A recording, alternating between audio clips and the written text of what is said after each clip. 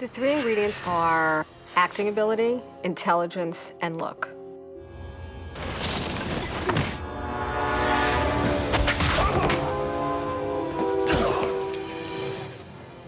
You know, I really think the thrall has gone out of our relationship.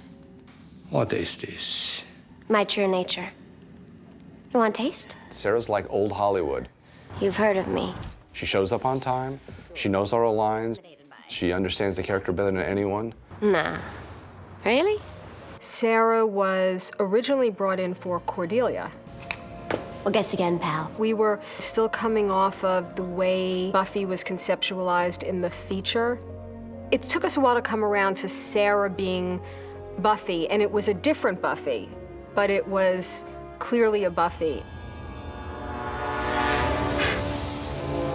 Anthony Stewart Head was the first person that got cast on the first day we started casting. He was just it. We weren't looking for somebody British. It just came into my head. Why not try that? It was Giles, it was a librarian. It could be somebody who's British. Well, I'm not dead or unconscious, so I say bravo for me.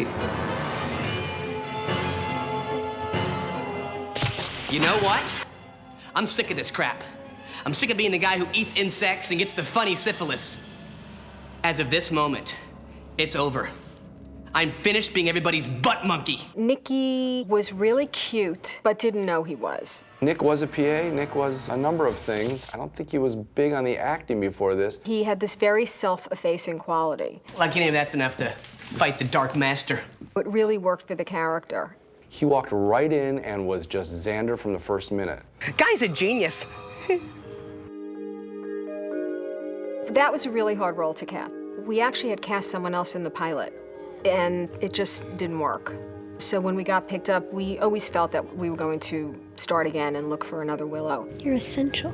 The qualities that Willow had to have are the exact opposite qualities of what actresses have to have. I can't help it. I just have all this involuntary empathy. Sort of insecure, shy, self-effacing. Should I be watching my occipital lobe? Your what? Occipital, the lobe in the back of your brain. You know, like, should I be watching my back? But, you know, the back of your brain. Every line that somebody else would play like they were sad, Allison was joyful about. I found you. It made her the only one for the role.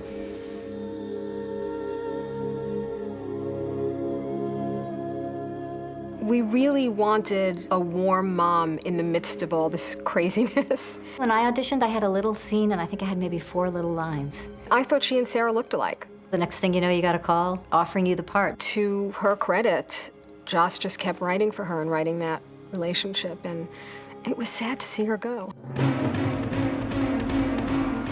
David Boreanaz is my Lana Turner in Schwab's drugstore story. The breakdown said, the most gorgeous, mysterious, fantastic, the most incredible man on the face of the earth. I think I saw every guy in town. It was the day before shooting, and a friend of mine called me and said to me, you know, there's this guy that lives on my street who walks his dog every day, and I don't know what he does, but he is all the things you're describing. And the minute he walked in the room, I wrote down on my notes, this is the guy. Stitch me up, Doc. Got places to go. And slayers to kill.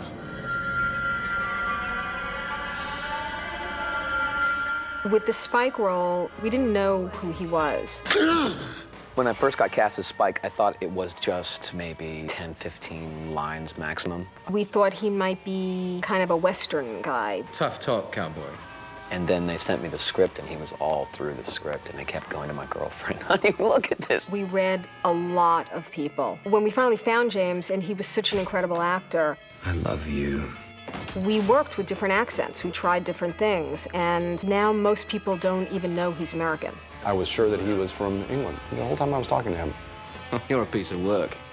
I like you. I have finesse. I have finesse coming out of my bottom. Emma is a natural comedian. It's just so lovely. Oh, I wish it was mine. Emma just kept knocking them out of the park. Go, Xander. I love you.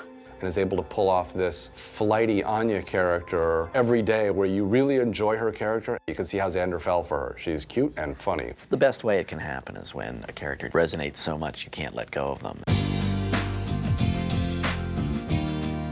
I had always imagined her as, you know, very tiny and bird-like, and we read a lot of girls.